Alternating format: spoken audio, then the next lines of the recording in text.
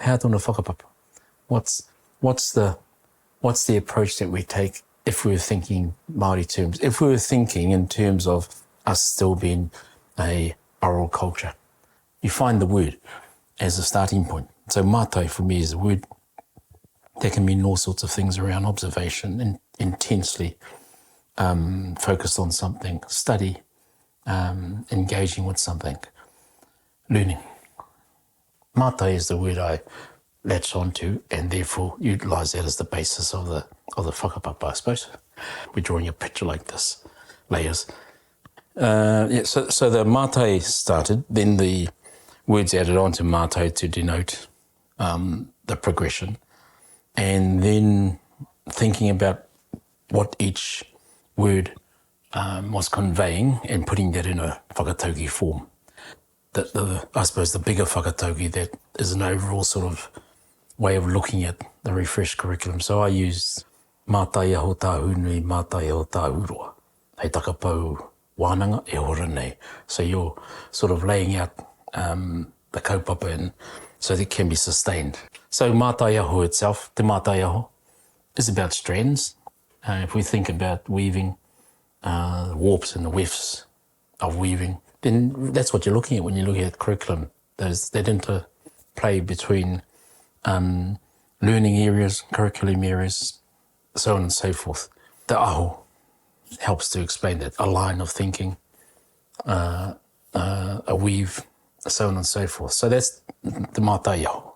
Mātairangi, Mātainuku. Ground those things. Think about what the vision might be beyond the horizon, then ground it. Make sure there's a relationship.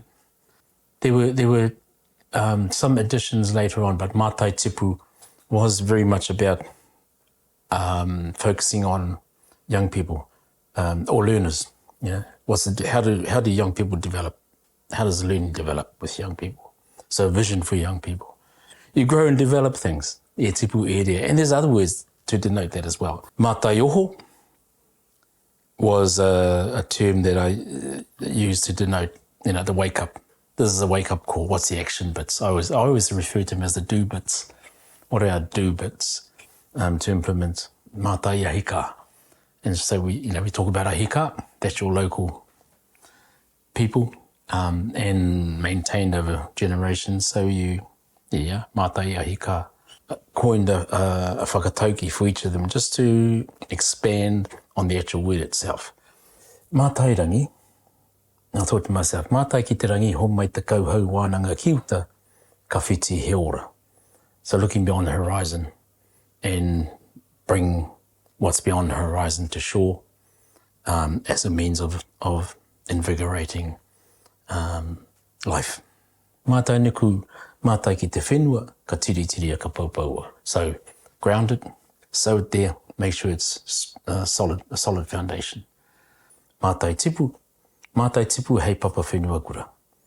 And that's about, the whenua kura notion of whenua kura is about a thriving community, a healthy land, somewhere that, we all call the places we live in paradise.